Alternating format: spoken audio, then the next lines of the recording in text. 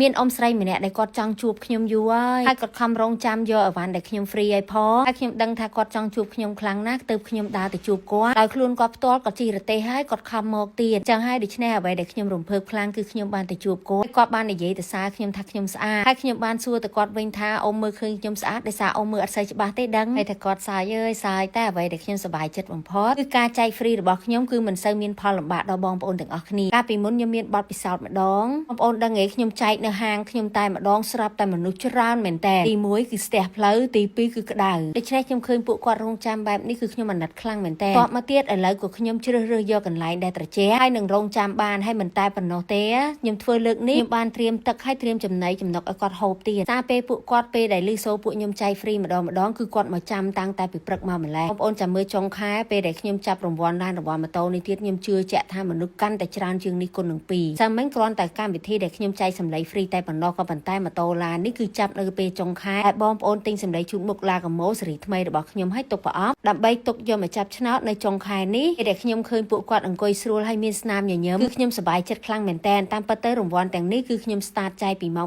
7យប់ទៅប៉ុន្តែខ្ញុំឃើញពួកគាត់តែចាំតាំងពីម៉ោង9ព្រឹករហូតដល់ម៉ោង12នោះគឺមនុស្សណែនប៉ែខ្ញុំក៏ចែកកម្មវិធីនេះចែកជា2វេនដោយសារខ្ញុំខ្លាចពួកគាត់មកតាំងពីព្រឹកតម្រាំទៅដល់ល្ងាចម៉ោង7គឺពួកគាត់អស់កម្លាំងឬអស់ខ្យល់អីអញ្ចឹងខ្ញុំសុខចិត្តចែកជា2វេនដើម្បីឲ្យពួកគាត់មកវេនព្រឹកបានអវ៉ាន់ហើយគាត់អាចទៅផ្ទះវិញបាននិយាយទៅពេលដែលខ្ញុំឃើញបែបនេះគឺខ្ញុំអាណិតខ្លាំងមែនតើអ្នកដែលគាត់ទន្ទឹងរង់ចាំហើយបងប្អូនដែលគាត់មកយករង្វាន់ហ្នឹងគាត់បានទិញជាមួយសម្លេងជូតមុខឡាកាម៉ូស៊េរីថ្មីដាក់សងសំណាងផងដែរក៏ប៉ុន្តែនៅចុងខែគឺក្នុងបណ្ដាខេត្តនីមួយៗនឹង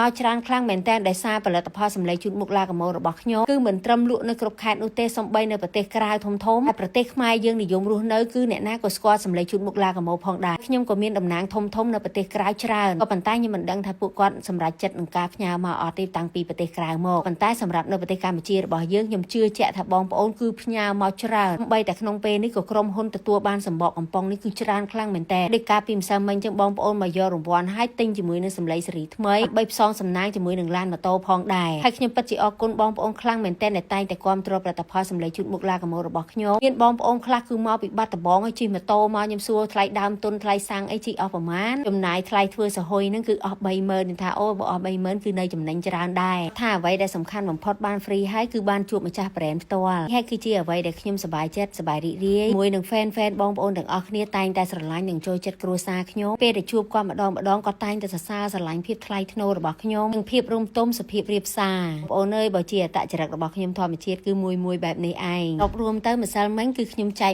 1000នាក់មែនក៏ប៉ុន្តែមើលទៅពួកគាត់អត់សូវហត់ហើយក៏អត់សូវចាំយូរខ្ញុំពិតជាអរគុណបងប្អូនខ្លាំងមែនតើដែលតែងតែគាំទ្រជាមួយនឹងផលិតផលរបស់ខ្ញុំគ្រប់មុខនៅក្នុងក្រុមហ៊ុនរបស់ខ្ញុំជាពិសេសគឺសម្លេងជូតមុខឡាកាម៉ូតែម្ដងគឺផ្ទុះការគាំទ្រខ្លាំងហើយចំពោះប្រសិទ្ធភាពនៃការប្រើប្រាស់វិញស្ទើរតែខ្ញុំមិនចាំបាច់ប្រាប់បងប្អូនថាសម្លេងជូតមុខឡាកាម៉ូនោះព្យាបាលរាល់បញ្ហាអីខ្លះដោយសារមកដល់ពេលនេះគឺសម្លេងជូតមុខឡាកាម៉ូរបស់ខ្ញុំគឺមានឈ្មោះបោះសម្លេងរយៈពេល3ឆ្នាំមកគឺប្រសិទ្ធភាពអាចព្យាបាលមុខមុននិងព្យាបាលរាល់បញ្ហាដែលអាឡែហ្ស៊ីនៅលើស្បែកមុខរបស់បងប្អូន